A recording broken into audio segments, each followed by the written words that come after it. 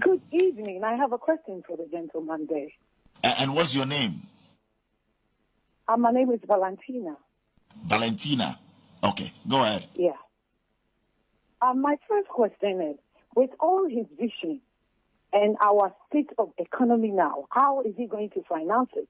Because we are in a country that cannot afford beds for sick children. We cannot even afford 3 square meals. So how are we going to finance the dredging of the sea? 2, a president that does not value education. How is he going to advise the youth? Because this country right now, we have people that think MPs and ministers are supposed to be building toilets instead of developing the country. So with a president who does not value education. Has he said that he doesn't value education? He's not said that here on the program, madam. He clearly made it point out that he's a dropout and his focus is not education. So how this voice sounds familiar. Is that Afia Schwarzenegger? This voice sounds familiar. You said Valentina, and I want to connect. Afia Schwarzenegger is called Valentina Nanejiwa. So you are the one. Okay, so Valentina. Why are you answering the question for the man? I'm not answering. I'm asking you. Are you the same person? Okay, I want to know. Okay, are you the same person? The president that does not value education, how will we encourage the youth to go to school? Because our problem in Ghana now is illiteracy. The major problem we're facing in the country is illiteracy. That is our major problem. Okay, he's here to answer your question. He's here to answer your question. Nana Kwame Bediako will answer you. So we've established that that's Afia Schwarzenegger, Valentina. Is that right? Hello? Okay, so go ahead.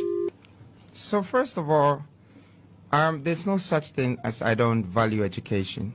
I want people to understand that education is just not based on academic curriculum. Okay, education is how you can learn about things to advance your brains, to have more knowledge, and to understand Efianyansa. They call it wisdom. Okay, and then you have to apply it to your resources. Because if you want to have education, you can educate yourself for the next 70 years. It has no end. Okay, but you have to remember that there is the books part, and then there is the practical part. So you do the books part first, and then after you go into the practicality.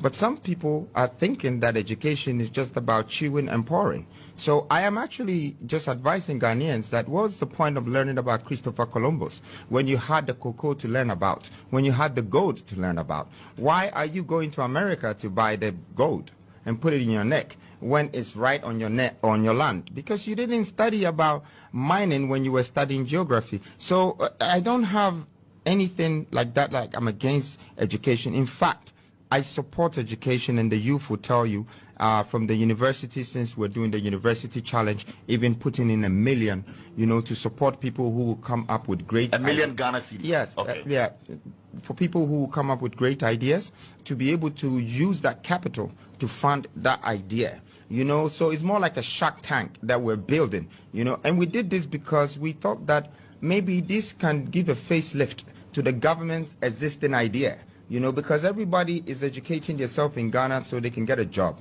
But I want them to understand that you can become a businessman before you even acquire your degree. I want them to understand that you can acquire leadership skills